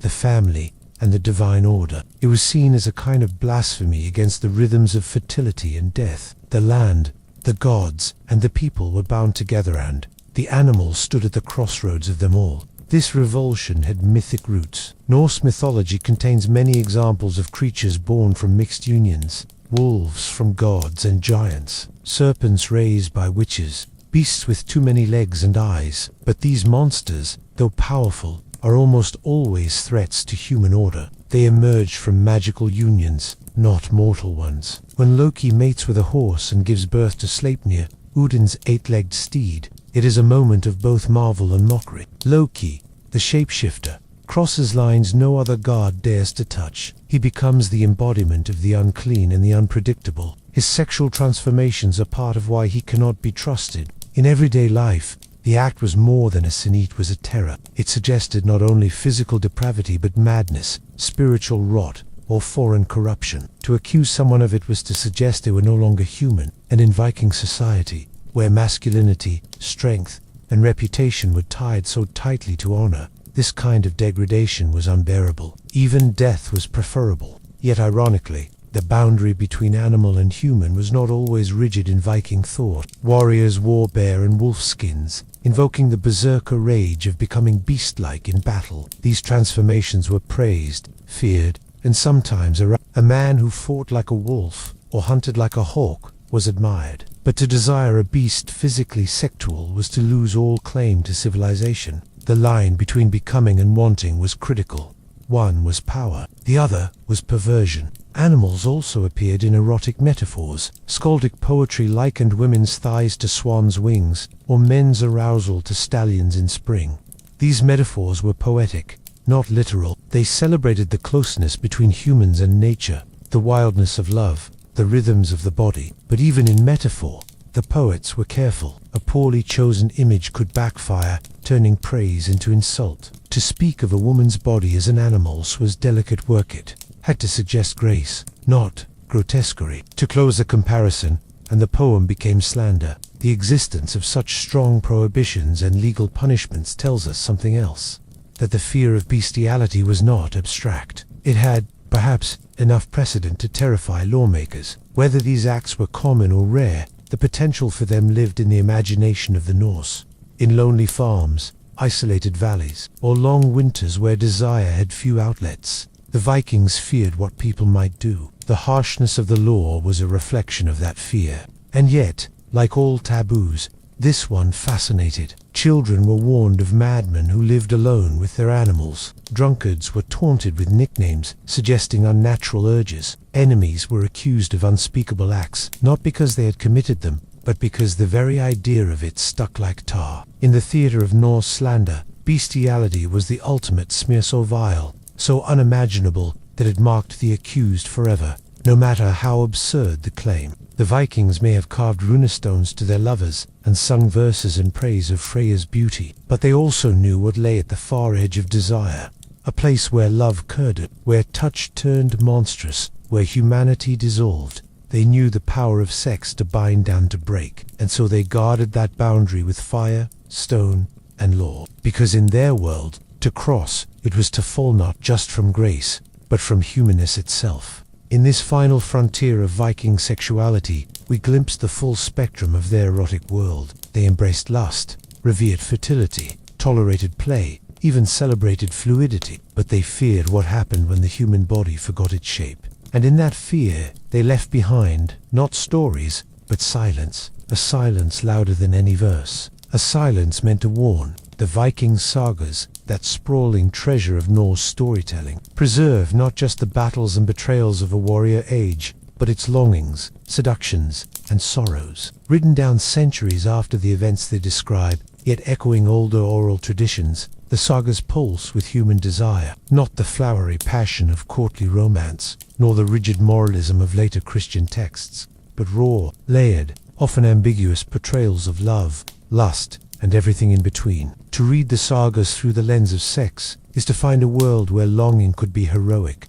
destructive, holy, or utterly mundane. A world where love was as sharp as a blade, and often twice as dangerous. Unlike the chivalric romances of medieval Europe, the sagas are emotionally restrained. They do not gush. A character may yearn, ache, or burn with jealousy, but the language remains cool, even stark. And yet, in that restraint lies power. A glance across a hall, a sleepless night, a curt refusal. These small moments crackled with meaning. Sexual tension in the sagas is rarely named, but often felt. The silences say more than the speeches. Consider the saga of the Volsungs, where Sigurd and Brynhild, hero and Valkyrie, fall into a doomed love tangled by fate, magic, and betrayal. Their passion is fiery but not tender. It is fierce, prophetic, drenched in blood and destiny. Brynhild curses and weeps, not because love is absent, but because it is too much. Their union, brief and tragic, ends in a spiral of vengeance and death. Sex here is not pleasure. It is power, prophecy, and doom. Other sagas offer a different register. In Laxdilla's saga Durin Asvifurstata is perhaps the most vividly drawn female character in Old Norse literature. She marries 4 times, each union more complicated than the last. Her loves are not fairy tale romances. They are strategic, painful, rich with consequence. Her desire for Jartan, thwarted by social obligation and betrayal, leads to heartbreak and eventual revenge. But Durin is never merely a jilted lover. She is a thinker, a planner, a survivor. Her sexuality is not shameful, but complex. She moves through her lovers with intention, wielding her heart like a blade. Men, too, are vulnerable. In Egil's saga, Egil, the brutal poet, warrior, reveals tenderness in his verses for his lost son and glimpses of softer longing in his marriage. While his saga focuses more on battle than bedroom, the undercurrents of emotional need, of love, grief, and longing, add depth to his otherwise savage persona. Skaldic verse, attributed to Egil and others, often blends themes of glory with those of erotic frustration, romantic loss, or unattainable beauty. The sagas also explore illicit desire. Adultery is not common, but when it occurs,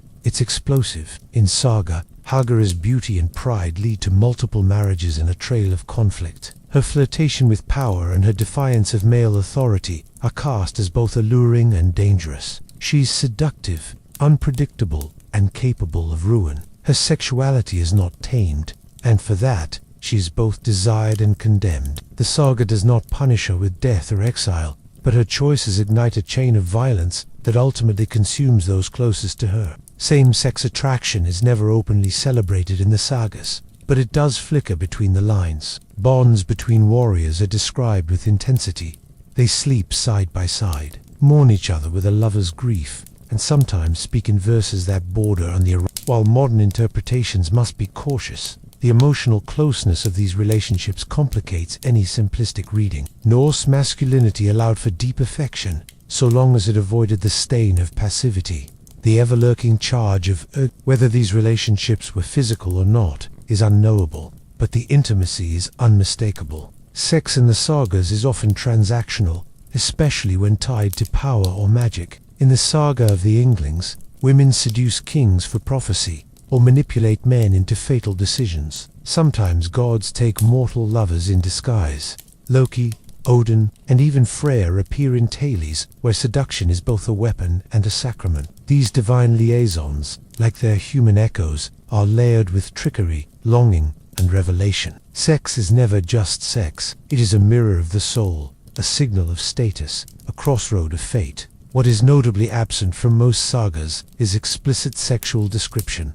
The act itself is almost always a lie. A man lay with a woman welcomed a man to her bed. These phrases are ritualistic, familiar, and deliberately opaque. The emphasis is not on the act, but its consequences: pregnancy, betrayal, status, or revenge. The Norse did not need graphic detail to express intensity. Their restraint is not prudishness, it is narrative economy. What matters is what follows. This minimalism makes the few moments of erotic directness stand out. In Cormac's saga, the poet Cormac pines obsessively for the beautiful Steingera, composing verses so loaded with longing that they verge on obsession. His love is unfulfilled, tormented, and deeply physical. His inability to consummate or secure the relationship becomes a wound that festers through the entire story. This kind of thwarted passion, male, poetic, frustrated, is a recurring type in the sagas. The Viking hero may wield his sword easily,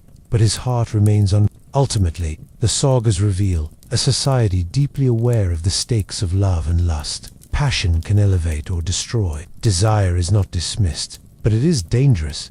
Women are not passive. Men are not always in control. And sex, while rarely shown, is never far from the core of the narrative. It simmers beneath alliances, haunts family feuds, and gives birth to both joy and ruin.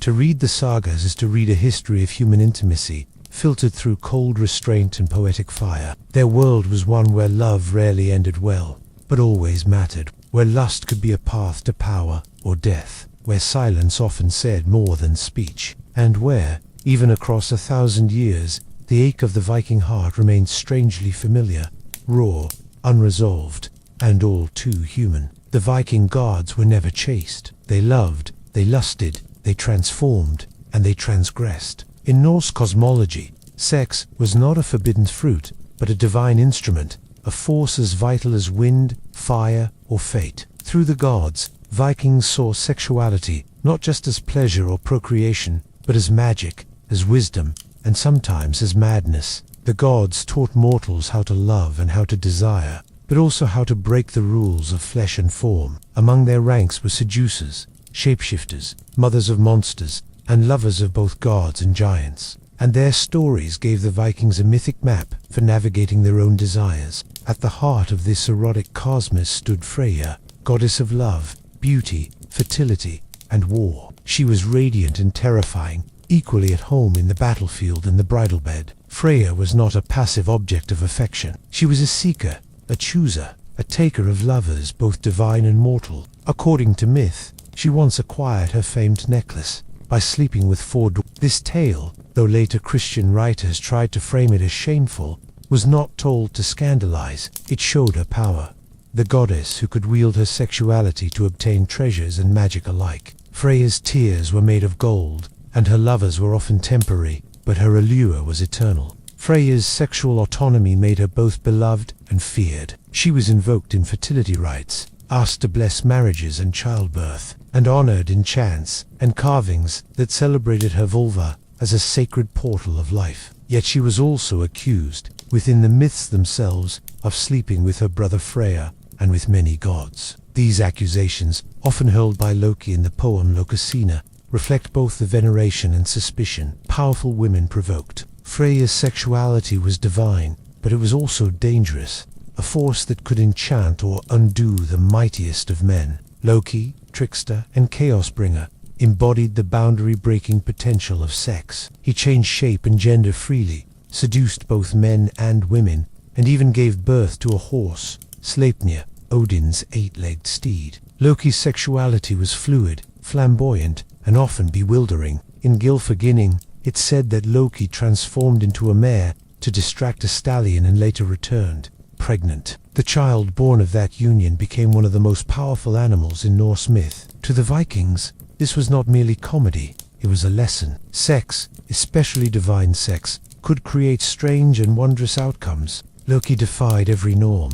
He was mother and father, seducer and deceiver, lover and enemy. Yet Loki's queerness came at a cost. He was often mocked by the other gods for his transgressions, not because of desire itself, but because of perceived passivity. To be arga, or sexually unmanly, was a grave insult in Norse society. Even gods were not immune to the cultural rules that privileged dominance and control. Loki's sexuality, though powerful, was ultimately weaponized against him. He was a figure of fascination and revulsion, adored, tolerated, then bound. His fate echoed a warning. Freedom of desire could unravel everything. Odin, the All-Father, was no less complex. He was a seeker of wisdom, often at the cost of comfort or dignity. Odin learned the magical art of seer, traditionally practiced by women and associated with receptive, possibly feminized energy. For this, he was accused again by Loki of being unmanly. Yet Odin's sexuality was not fixed. He seduced giantesses, fathered gods and kings, and disguised himself to enter women's beds and hearts. In one myth, he woos the guardian of the mead of poetry with riddles and charm, gaining access to the elixir that grants poetic inspiration. His method, seduction; his reward, enlightenment. This connection between eroticism and wisdom is central to Odin's character. Knowledge, in Norse mythology, is often acquired not through brute force, but through intimate contact with women, with the dead, with the divine. Sex is one of the ways the cosmos yields its secrets. A clever lover gains more than pleasure, he gains power. Odin's affairs were rarely romantic in the modern sense. They were strategic, symbolic, and sacred. Freya's brother and fellow Vanir deity, represented another side of divine sex: fertility, abundance, and the joy of life. Freyr's most famous myth involves him falling in love with the giantess Ger. To win her, he gives up his magical sword, symbolizing the surrender of violence for love. Their union, hard-won and deeply symbolic, brings peace and fertility to the land. Freyr is often depicted with an erect phallus, carved into amulets and statues, a joyful symbol of virility and growth. He is the god of a good harvest and a full bed, life's pleasures embodied. Not all divine sex was consensual or joyful. Some myths tell of gods taking mortal women without permission, or giants capturing goddesses. These stories, dark and troubling, reflect the harsh realities of Viking life, where sexual violence existed, and power often trumped consent. The myths do not always condemn these acts. Instead, they record them, acknowledging that the divine world was as morally complex as the mortal one. In doing so, they offer both warning and explanation for the darker impulses of men. The cosmos itself, in Norse belief, was born of violent union, fire and ice meeting in Ginnungagap, the great yawning void, creating Ymir, the first being. This primal figure, both male and female, birthed other giants from its armpits and legs. From Ymir's body the world was made. From its flesh, the earth; from its blood, the seas; from its skull, the sky. This myth encodes the idea that sex and body are creation, destruction, and rebirth all at once. The Vikings did not see the erotic as separate from the sacred. They were the same. In honoring gods, like Freya and Freyr, in fearing Loki and revering Odin, the Vikings embraced a worldview where sex was not peripheral, it was central. It was how gods shaped the world, how wisdom was won, how shame and glory danced together in the same story. Their pantheon was a mirror of their desires, anxieties, and hopes, and through that mirror they saw themselves, flawed, passionate, hungry, and divine.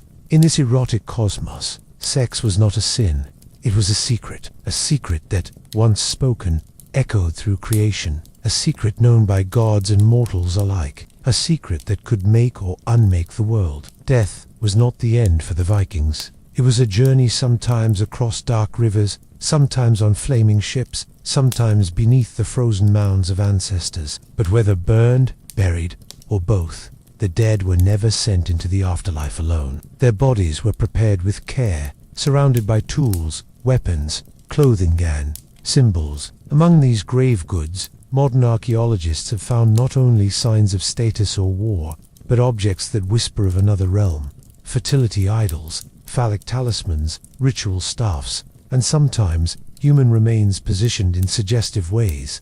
To the Vikings, sex did not die with the body, it passed into death with everything else. The funeral rites of Norse culture were multifaceted and regionally varied, but shared one principle: the dead deserved what they had earned in life. A great warrior was buried with his weapons and wealth. A matriarch might be buried with jewelry, keys, and spindle whorls. But in more than a few burials, scholars have uncovered grave goods that carry sexual meaning: carvings of genitals, miniature figurines with erect penises, staffs whose shapes evoke vulvas or phalluses. These were not placed by accident. They were there to guard, to bless, or to signal identity in the afterlife. In elite female burials, such as the famous Oseberg ship burial in Norway, richly adorned women were laid to rest with objects that blended domestic power, ritual significance, and subtle eroticism. The burial included a wooden staff that some scholars interpret as a vulva's magical wonder tool for seer, but also possibly a sexual symbol. Its shape, length, and smoothness suggest more than simple utility. In this reading, the staff becomes an extension of feminine authority, an object of ritual, yes, but also of sensual power and creative energy. Sexual symbolism in death was not limited to objects. The positioning of bodies in some graves suggests sexual readiness or union. In rare cases, double burials show men and women interred together, sometimes in postures that suggest intimacy. In one instance in Gotland, a man and woman were buried side by side with their heads turned toward one another, hands close, weapons and jewelry carefully placed. Was this a couple in life, a master and servant, a ritual pairing? The grave does not answer, but the care of the pose speaks volumes. In even more unsettling burials, bodies appear to have been sacrificed, sometimes in ways that carry sexual overtones. The account of Ahmad de Bounf, a 10th century Arab emissary who witnessed a Rus funeral on the Volta, includes a vivid description of a slave girl being given to the flames along with her master. Before her death, she is said to have had ritual sex with the chieftain's men, and then was strangled and stabbed to accompany her lord into the afterlife. This account, while controversial and potentially shaped by cultural bias, reflects something echoed in Norse myth, that sex and death were not opposites, but companions. The idea of a sexual afterlife is present in mythology as well. The Hall of Freyja receives half of those who die in battle, the other half going to Odin's Valhalla. Freyja's hall is less discussed, but some interpretations describe it as a place of pleasure, rest, and fertility, while Valhalla is filled with endless combat and feasting. May have been imagined as a more sensual paradise, one where love and lust continued. Freyja, after all, was a goddess of both death and sex. To die in her favor was not only to be honored, but perhaps to be welcomed with open arms. Grave offerings related to fertility were also common among the peasantry. Small figurines shaped like men and women, sometimes nude, sometimes exaggerated in their genital features, were placed in the earth. These might represent ancestors, lovers, or spirits of the land. Some archaeologists speculate that such offerings were meant to ensure the fertility of those left behind, to guarantee that crops would grow, women would conceive, and families would flourish. The body of the deceased, then, became a seed planted in the soil of community renewal. The ships themselves used in some of the grandest burials were deeply symbolic. They were not only means of transport into the afterlife, but also wombs, carved with dragon heads or curling prows, filled with treasures and laid with the dead. The ship was a vessel of transformation, and in the Norse imagination, transformation was often erotic. To pass from one state to another, child to adult, warrior to ancestor, lover to memory, was to cross thresholds, shaped by desire, loss, and regeneration. The mounds that marked these graves, too, were sexual in metaphor, rounded, raised, and often called hows. They resembled breasts or bellies. Their very shape hinted at the feminine, at the nurturing earth that received the body and, in time, gave rise to legend. Heroes slept within mounds. Lovers were mourned at their foot. The living came to speak, to cry, to remember, and sometimes to lie down and dream of the dead. Not all sexual associations in burial were reverent. Some were mocking. In later periods, tales emerged of cursed souls or disgraced women being buried with phallic markers, or of adulterers being denied proper burial. Shame could follow one into the earth, but even this reflects the power sex held in Norse thought. It was not something that could be left behind. It clung to the soul. For the Vikings, to live was to love, to fight, to take, and to give. And to die was not to be severed from these acts, but folded deeper into their mystery. Sex did not end at the edge of breath. It lingered in stone, in ash, in song. It marked the dead not only as who they had been, but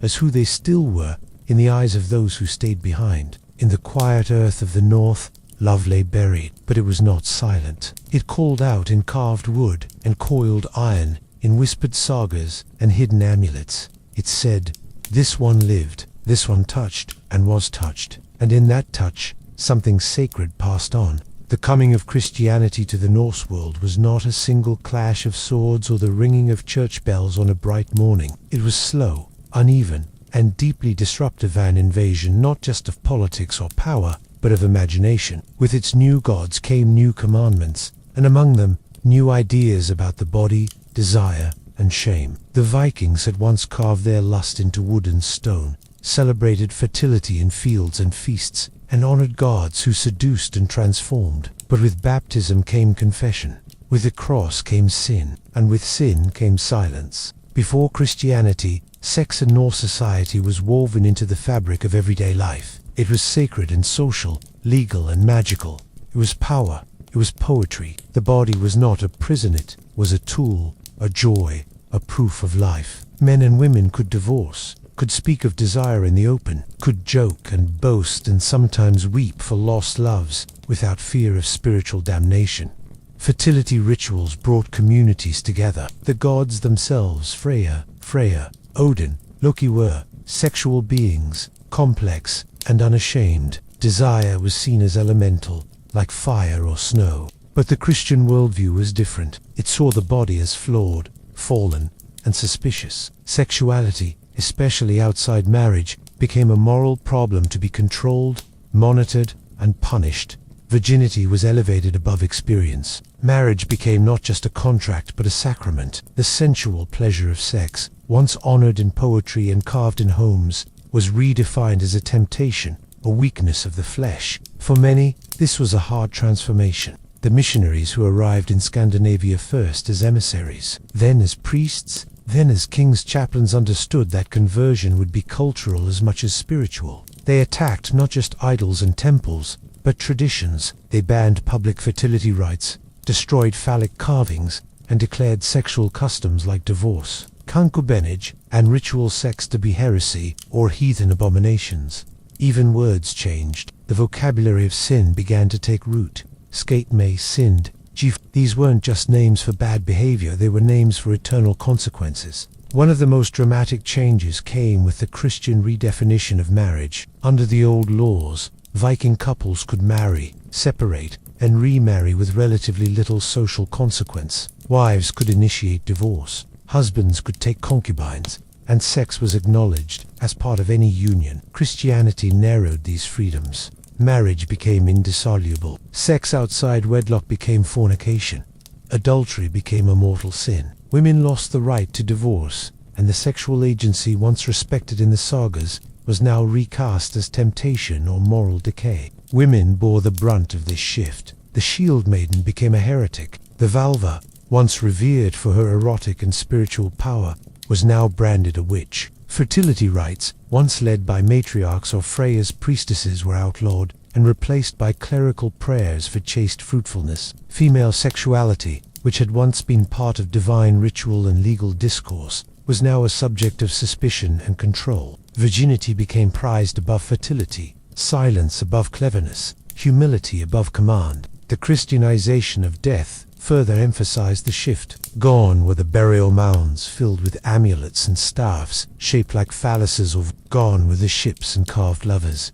Christian graves were marked by crosses and silence. The body, once sent into the next world with symbols of love and lust, was now to be buried in humility, awaiting resurrection. Sex had no place in heaven. It had no place, ideally, in thought. It belonged to marriage alone, and, even there, it was often spoken of as a duty, not a delight. This was not a peaceful transition. Many Norse resisted. For generations, Christianity blended with old beliefs, producing strange hybrids. Some men were baptized in rivers, while still offering to Thor in secret. Some women lit candles to Mary while singing old songs to Freya. Erratic verse survived, tucked into the margins of sagas and sung in corners of longhouses. But the old confidence to joy and flesh, the celebration of desire, was fading. By the 12th century, Christian clerics in Iceland and Norway were writing laws forbidding heathen practices. These included not only sacrifices and caresses, but public nudity, erotic poetry, and certain dances. The sexual rituals that once marked springtime planting or midwinter rebirth were now condemned as a culture that had once embraced the body was learning to fear it. The gods themselves fell. Freya, once invoked for childbirth and marriage, was demonized. Her sexuality, once divine, was reinterpreted as lewdness or devil. Loki's transformations, once signs of cosmic fluidity, became symbols of chaos and evil. Even Odin, the wise and complex seeker, was gradually reduced from Our-Father to forbidden idol. The erotic cosmos unraveled. Yet even as the cross replaced the hammer, the old stories refused to die. In the sagas, recorded by Christian scribes, echoes of the pagan world remain. The lusts of heroes, the fury of lovers, the ambiguous power of goddesses. The silences grow longer, the judgments grow sharper. But between the lines, desire lingers. Christianity taught the Norse to associate sex with guilt, but the land remembered otherwise. The stones carved by farmers, the songs of fishermen, the gestures of midwife Zol, carried forward fragments of the old world. A world where sex had been power, not peril.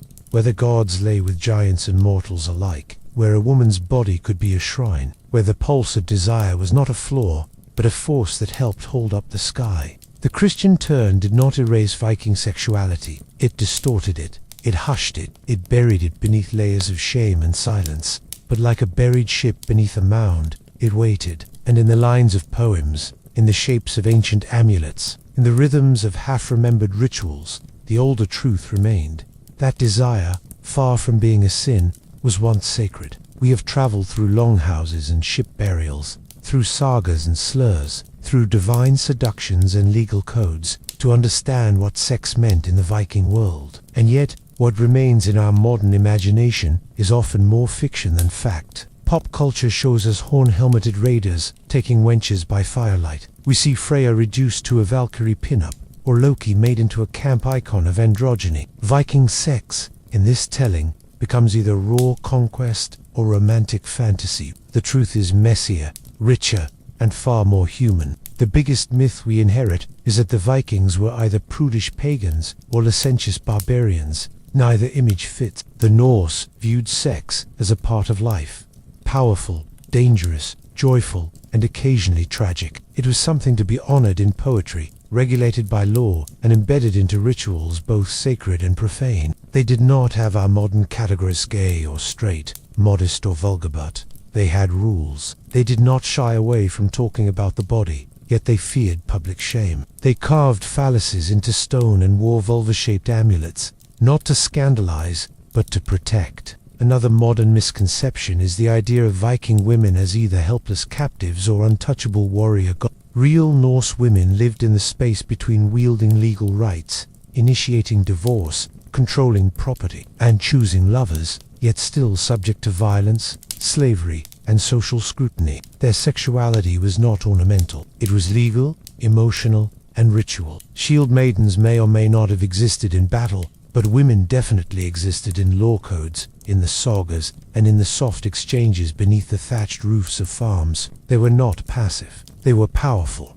even when they suffered. Our narratives about Viking men, too, are shaped by myth. We picture them as sexually dominant, fearsome, always in control. But the saga world is filled with men who are mocked for impotence, feared for deviancy, or undone by obsessive love. Sexual insults were as sharp as spears. To be called Agriman Lee was not just a personal slight, but a social wound. Masculinity in Viking culture was rigid in some ways, surprisingly flexible in others. A man could write erotic verse. He could seduce with words, not just weapons. He could love deeply, and that love could destroy him.